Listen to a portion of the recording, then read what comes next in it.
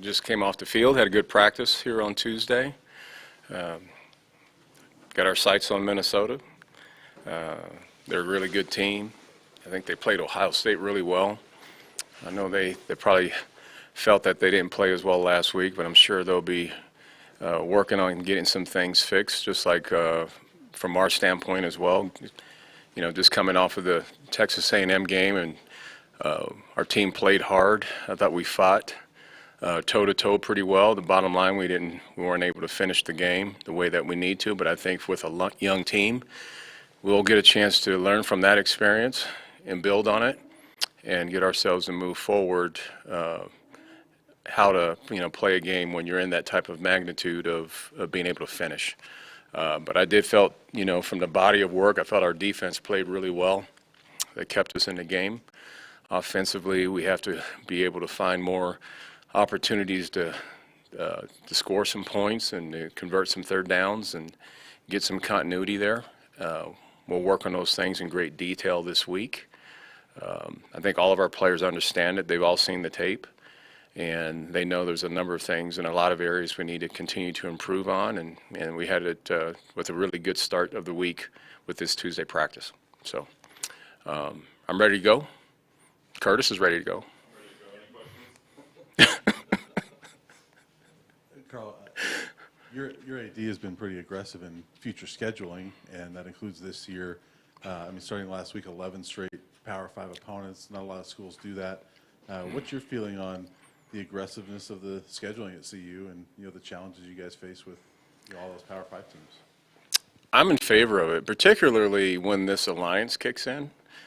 It's going to be very similar. The non-conference schedule is going to be, a Big Ten opponent, an ACC opponent. So we got to get our program at a level where it's ready to compete every week against a Power 5 program. So that's the direction we're heading. We've had good discussions about that, so I'm glad you noticed that. But, that's why we got to keep bringing this program forward, keep developing our players and bringing in good recruits and stuff like that. So there's a lot of stuff that we have to continue to work really hard at to get this place, where it should be. And I'm excited about that, actually. I want our players to feel, the guys that come here in the future, I want them to feel that they're going to play against, a lot of top talent across the country, on the East Coast and the Midwest and on the West Coast. I think that's the beauty about, when this alliance thing kicks in. Does Minnesota's physicality bring, and how does last week and what you learned out of last week help you transition to that, what they're going to bring to the table? Very similar, similar styles. I think offensively this team will try to run the football, just as much as we try to. I think A&M had a little bit more maybe space, in their offense. Or I think this team will try to churn it. They'll try to run the football. We would try to do the same. So it's going to be a good physical matchup, which is what we would expect. Like I said, we're going to continue to bring a lot of people along that needs more development, to more detail, more precision in what we're doing, and that's a lot of different areas across this football team. But I know that the test we went through last week told us that we can battle in those types of trench-type games, and we need to move forward understanding that really every game from this point forward as we go into our conference schedule, it's going to be very similar. We're going to play against, the USCs, the UCLAs, all those people that are really have some good fronts, and we're going to have to be able to compete with those guys, and I believe our team is ready for that. Through 2 games so far, offensively speaking, you guys have faced a good amount of third and longs. Just against A&M, it was about 8 yards to go on average for third down. I'm just wondering what maybe some things this offense can do moving down the line to be a little bit more efficient and just kind of shorten the sticks, if you will, for third down. Absolutely. What ideas do you have? Oh, is that a real question? Yeah. Jarek Broussard. No, I'm just messing with you, Justin. You're right. That's the efficiency has to be better. That was definitely evident this last game, not having enough efficiency and not getting good enough yardage on first and second down. So, we have to be more proficient at that.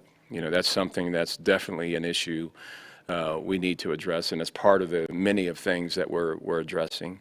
And we have to, I think that type of game told us, really the players you can depend on a little bit too. So I think that's something that we'll continue to hopefully improve and get more people involved in our offense. That gives us a chance to have a number of weapons. And right now we haven't had the efficiency of doing that, and that's why we've been in these long third downs. So, we're working on all sorts of things, whether it's running the ball with more efficiency or the throwing game being more efficient.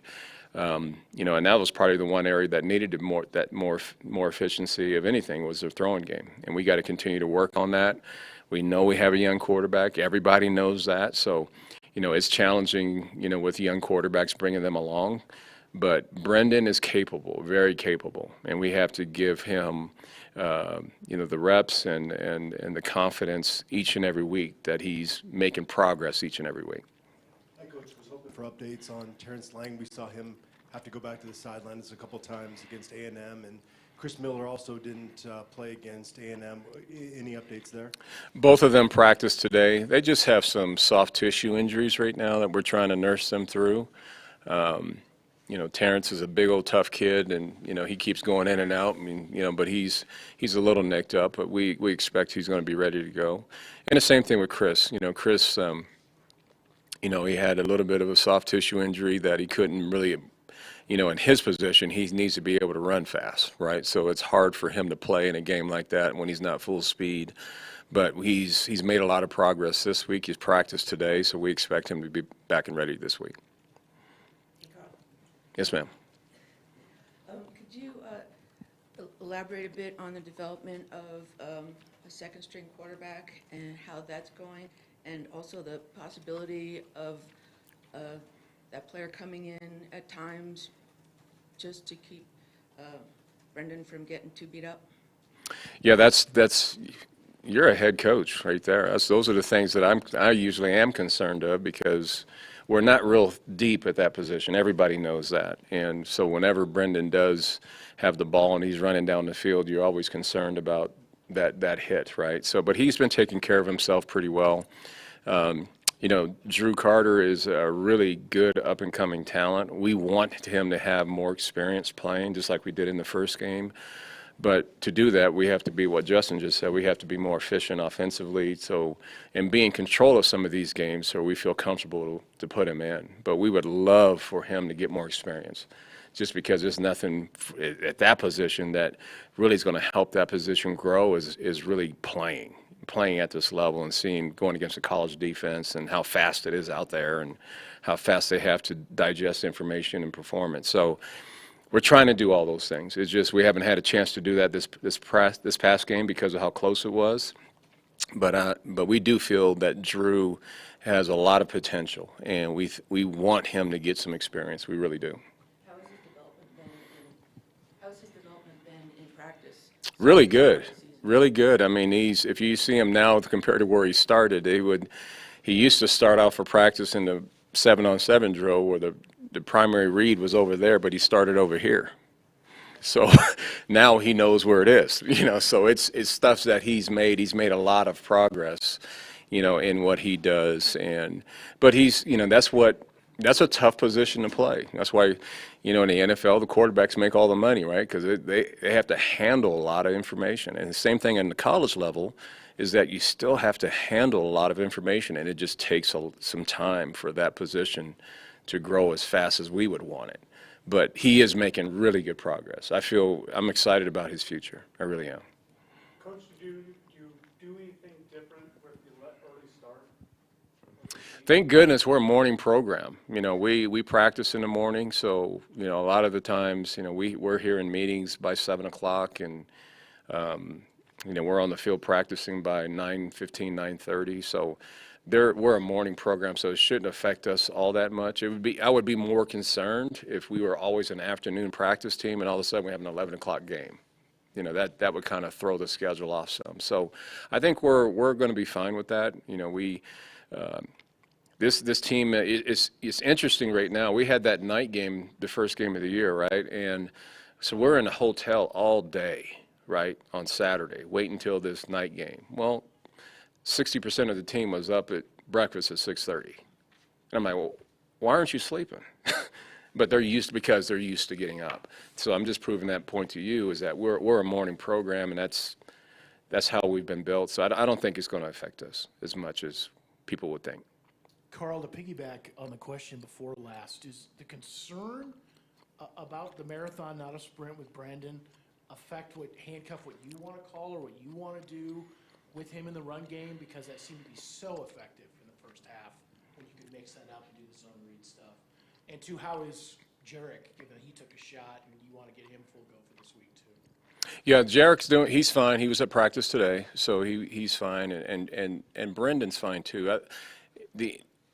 I'm such a want to get everybody involved in the offense that it's hard to just say all of a sudden we're going to be this type of offense. And there's, Brendan has some great attributes, like you mentioned, but Brendan's got to also develop his passing game attributes. Just like we know that in the big picture, our offense has to be proficient and balanced in both of those areas. So we got to continue to stress those things. And then we have these young receivers that need play time, need catches, need to build their confidence in the grand scheme of things too, and the young tight ends. And so there's a number of people you're trying to get touches with just because you're trying to grow your offense. And so we have to just continue to progress that way. We really do, because we can't be, all our eggs in one basket kind of thing. We have a good runner. We have a number of good runners. We have a good quarterback that has the ability to do that. And we have receivers that really have a lot of, I hate the term, I hate this word, but I'm not even going to say it, but they have what it takes to be successful.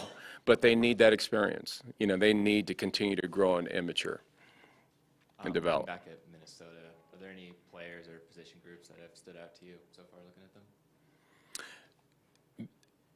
Looking at them on offense, they're definitely a run-first offense, and so they really churn out yards, and they're pretty efficient at doing that.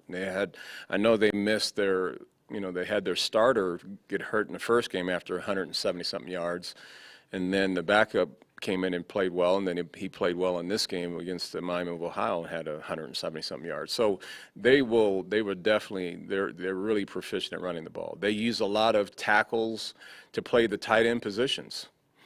So they try to use a big offensive front, and they try to make defenses defend them. So that's going to be a tremendous challenge, again, for our defense this week. And then in the passing game, they're young at receiver. I know their top guy may have a chance to be back this week, but they try to hit you on some plays, to try to, if you're falling asleep, because the run game tells you, it brings you all in, and then all of a sudden they try to hit a go route or a post or, a deep corner route, things like that. They keep you locked in on making sure your eyes are in the right place. So that's what they are offensively. They're a tough physical team that they're going to try to take advantage of some issues if they see an issue on the defense. And I think on defense they have some similarities to Texas A&M. The structure's similar. Now they're not. Their fronts are. I think Texas A&M had a few more variations in their fronts, but this team is I think a very, very good defense. They make you earn yards. It's hard to just get a lot of explosive yards on these guys. And so we have to be patient. And the same thing, like you were asking about on the offensive side, our offense has to find where we have some advantages and take advantage of some of those advantages. So it's a tremendous challenge for us, because it's a really good team that's coming in here. And we have to show that marketable improvement from what we did last week going into this week. Karl, when you watch your defense, what do you see about how they're playing that's allowing them to have the success they're having? I think as a program and as a team, the emphasis about just playing hard and playing for each other is really evident. You see that when you put the tape on and you watch. So this defense, they know what their identity is, and that's something that the coaches preach. It starts with Coach Wilson. It starts with some of the veteran players that are on this defense, like a Nate Lamon or Carson Wells, or those guys that have had some deep experience. So that's the style of play that I'm used to when I was here 20 years ago.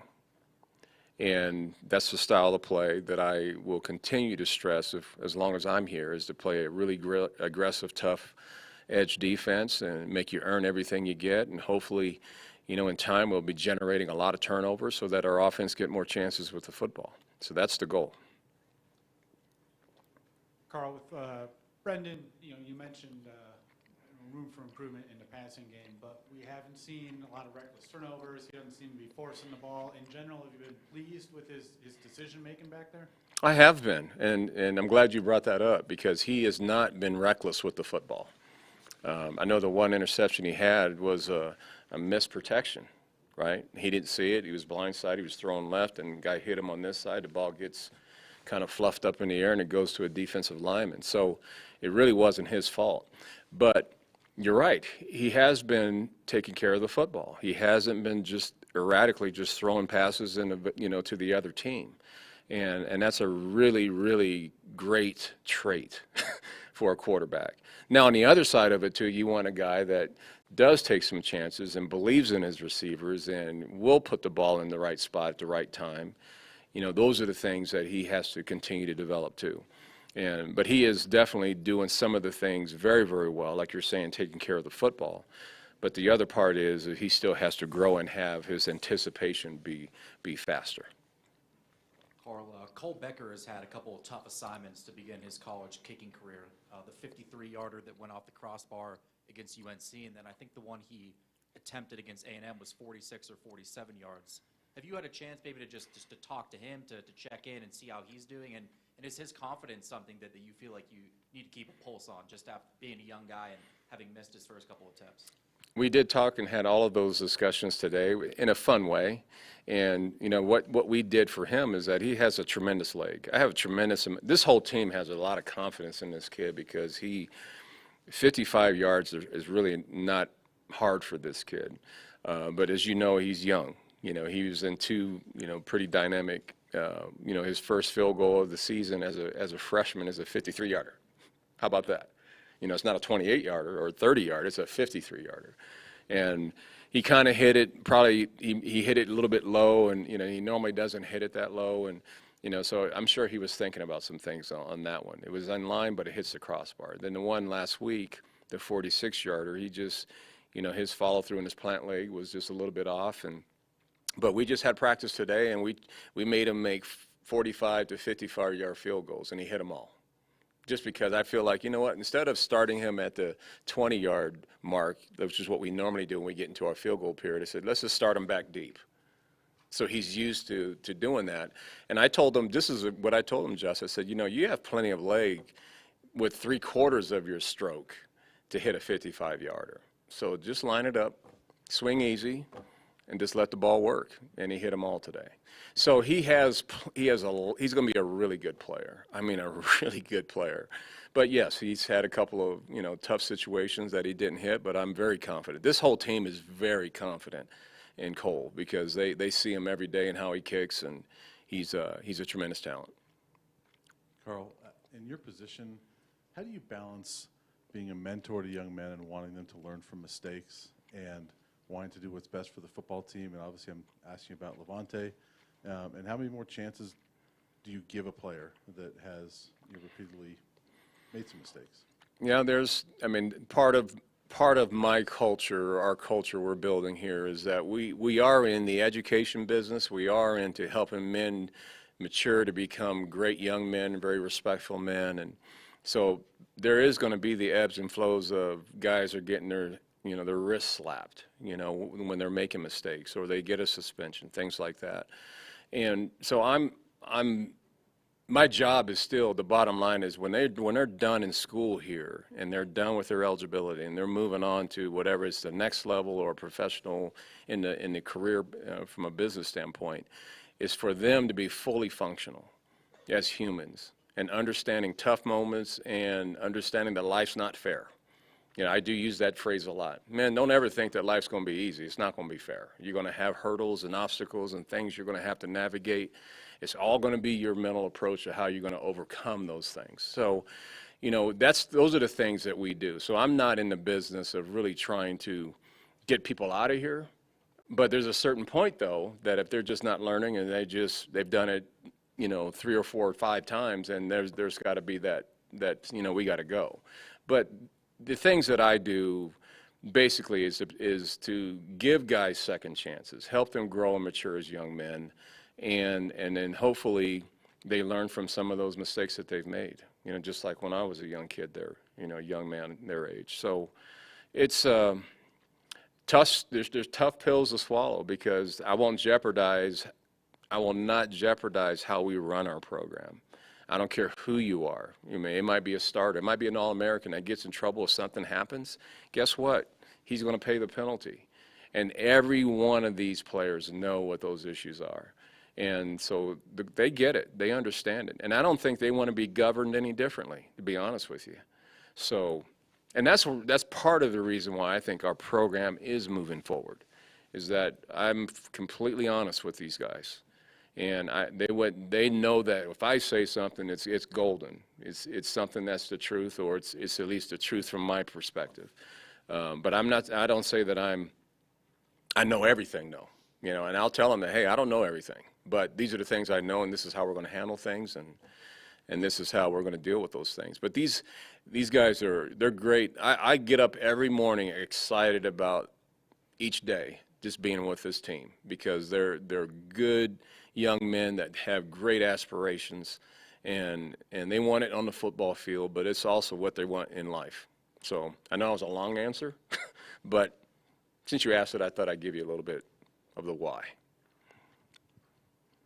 Sorry, to piggyback off that then, will Avante have a chance to come back, or where is that? Sure, he does have a chance. I believe in that. I believe in rehabilitation. I do. But he's got some stipulations that he's going to have to show us that he wants to be back. Absolutely. All right, Coach, we'll take a quick, Troy, anything on the Zoom? Yeah, we do have a couple. Pat Graham from the AP Head. Here we go again. Hey, Coach, how you doing? Thanks for taking the time. Hi, Troy. Hey. Pat. Hey, thank you very much. Just a quick question on an overview. I know it's early and you guys have yet to play a conference game, but what are your early thoughts as you look around the Pac-12? I'm not even thinking about the Pac-12 right now. I got Minnesota that's right in front of me. I know that we got to get through this game before any other game. So we have some familiarity in answering your question, Pat, about what our teams are in our conference, but I'm not looking ahead that far ahead. This team's not looking that far ahead either. We're trying to take care of what's in front of us now, and you know, I know our first conference game is Arizona State, and you know, and that's down there, and you know, we know we got to be playing really, really well. You know, playing on the road, and now we have crowds and all that stuff. So there's a lot of stuff that needs to be talked about, you know, in that given time. But right now, we're focused on Minnesota. Okay, and a question from Matt Kennedy. Hey, Coach, thanks for taking the time. Quick question. One of the most significant changes in your team's progression from week 1 to week 2 were the penalties, only 2 penalties for 17 yards against A&M, and then compared to the 12 against UNC.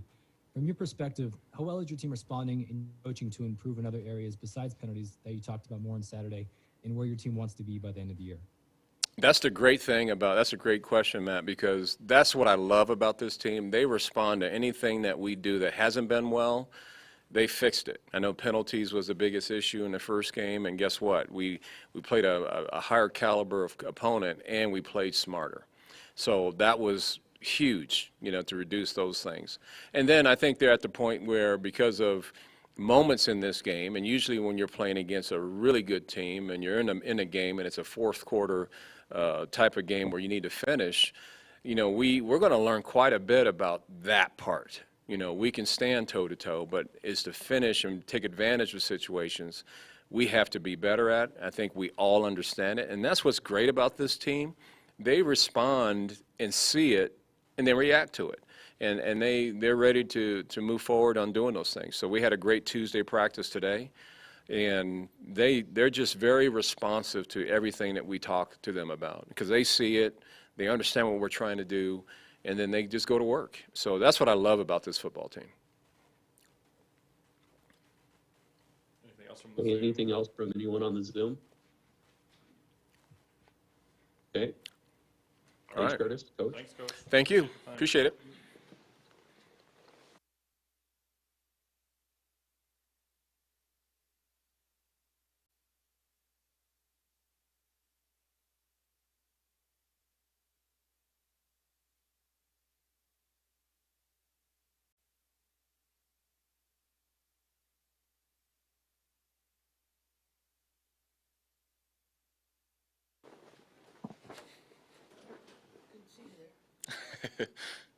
I haven't heard that one today yet.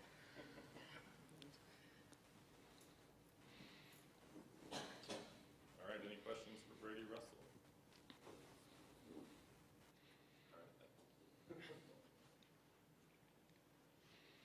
Brady, I know you talked after the game the other day, and there's a lot of optimism despite the disappointment afterwards. But as you guys have kind of looked back at that game, is that reinforced as you watch those things and say we are a pretty good football team?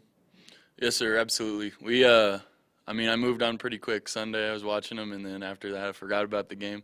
We were kind of one guy away so many times from big plays and from doing a lot of good things on the offensive side. So it did reaffirm that there was a lot of positives to take away from the game, but it also reaffirmed that we have a lot to work on, and we have to, rather than, I think there's a lot of guys that were trying to do more than their job, and we don't need to do that. If everybody does their job, then it's going to work out well. So. Hi, Brady. Obviously, you're a leader on this football team. How do you avoid an emotional hangover with Minnesota coming here this weekend?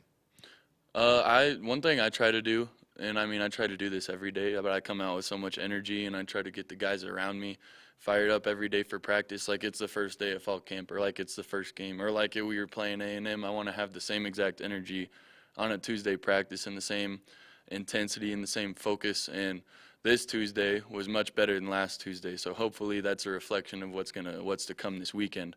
So I think one of the biggest things for me is energy, focus, and because we have so many young guys, right? So bringing those young guys together to understand the importance of a Tuesday practice, and a Monday, a Tuesday, the importance of every single day coming together.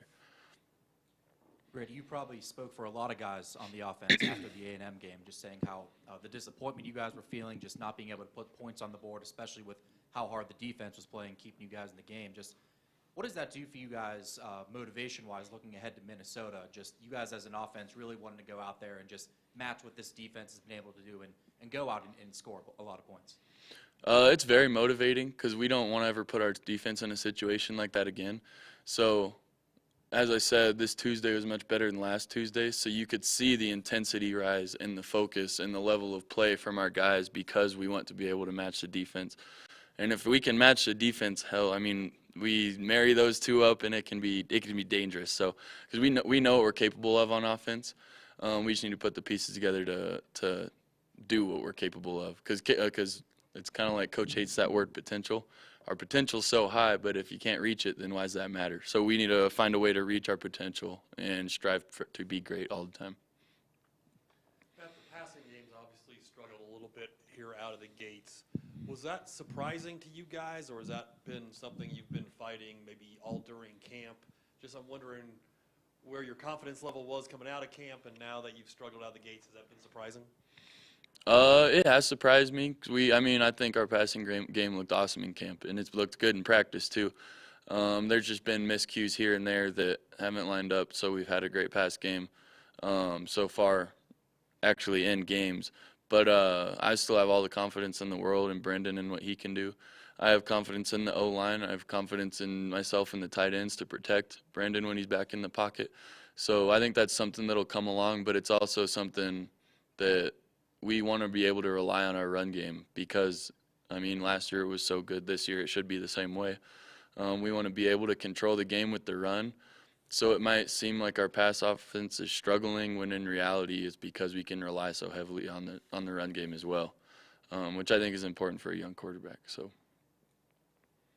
Ray, kind of along those same lines, I mean, what adjustments have to happen for you guys maybe to hit on a few bigger plays in the passing game?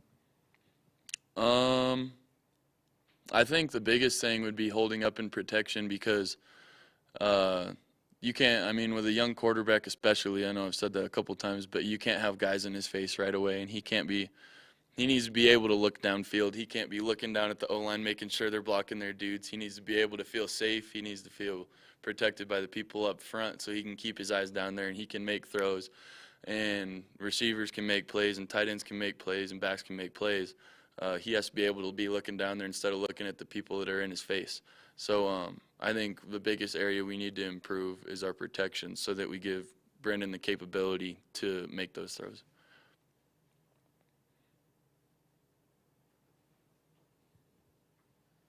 So one thing with this team over the years is physicality has been kind of an issue. I don't see that right now, and I think that was one of the biggest things this last week. You guys proved yourselves on that regard, not only defensively but offensively. I mean, do you feel like that's improved in the time you've been here and maybe over the past year? Absolutely. I think one big aspect that has changed is our culture here. So, like, I mean, A&M, technically, matchup-wise, if you look at the athletes across the board, we shouldn't have matched up with their defense, right? I shouldn't have matched up with their defensive ends, and our O-line probably shouldn't have matched up with their D-line, but we're so physically, we're mean, we want to get after people, we want to put them on their backs, that that culture that we've instilled in the offseason is now carrying over into the season. I think we can see that.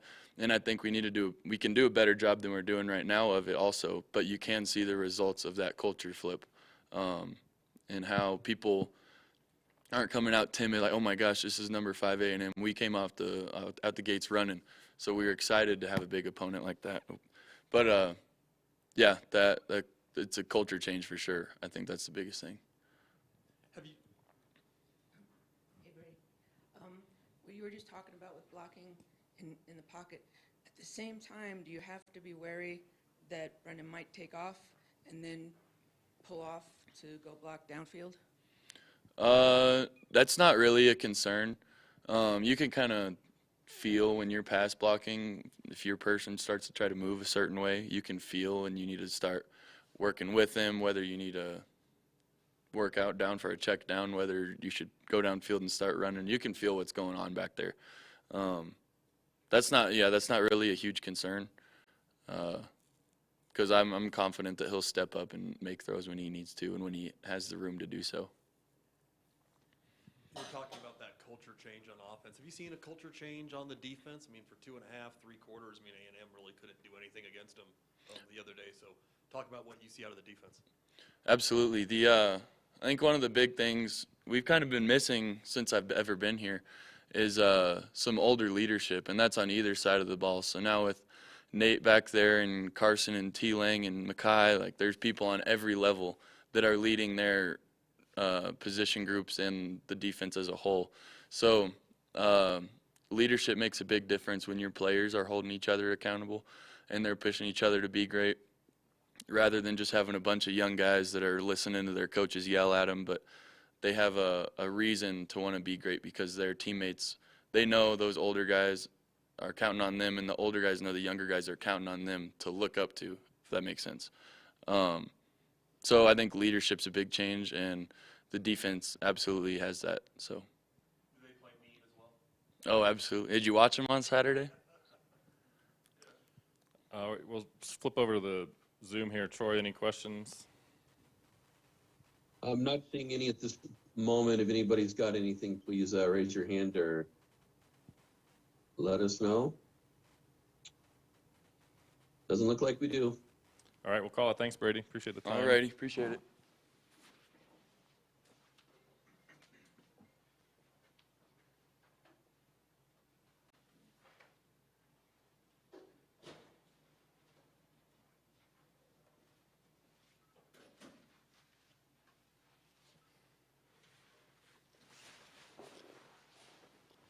How you doing? All right, we will conclude today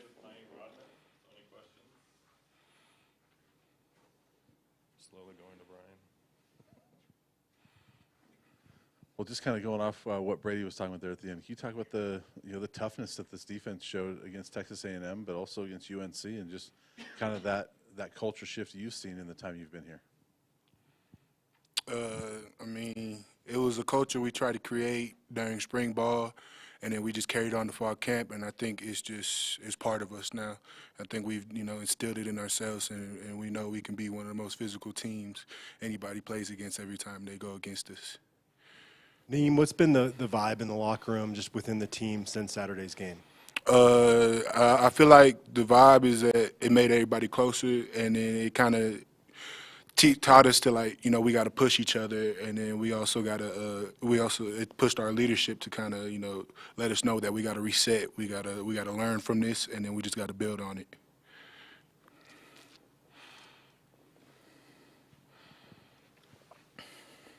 When I talked to you in camp, we talked about last year that you didn't get to play a ton, and you go from that to the other day you played almost every snap, and so you've become a key part of this defensive line.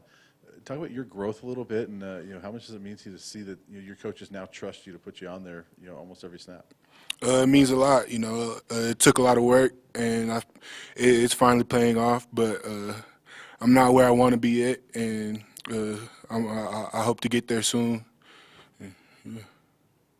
Naeem, I got a couple questions for you. You talked about you guys being much more physical. That will get tested this week against Minnesota. They have a huge offensive line. So talk about what you see out of Minnesota. Obviously, it's a team that likes to run the football and play physical.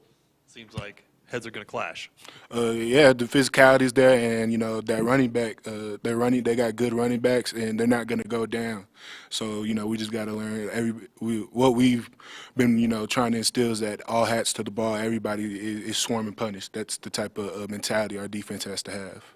Brady he was talking more about offense, but he said they like to play mean, and I asked him, does the defense play that way? He said, did you watch them? So talk about the meanness level of this defense. How mean do you guys play? We play like we're angry. It feels like it's personal, but it's really not. It's how it is, and that's how we want ourselves to be portrayed as, just an aggressive defense that doesn't take no for an answer. Kind of along those lines, it seems like these first couple games, the defense has come out with a real kind of something to prove sort of attitude. With what you did against A&M, I'm guessing more teams are going to pay attention and what this Colorado defense can do.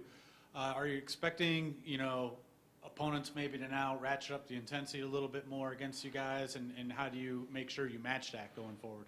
Of course, I expect everybody to come with intensity every week. I mean, we just got to come in ready to go and just have the same mentality every time. We got to hit them before they hit us.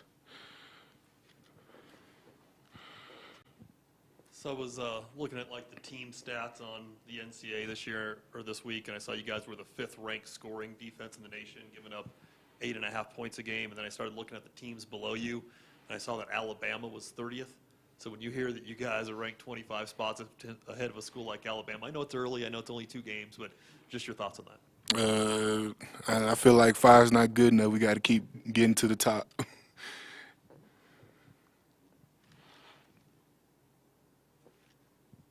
Anything else in the room for Naeem?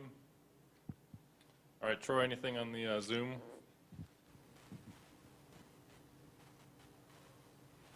You're muted, Troy.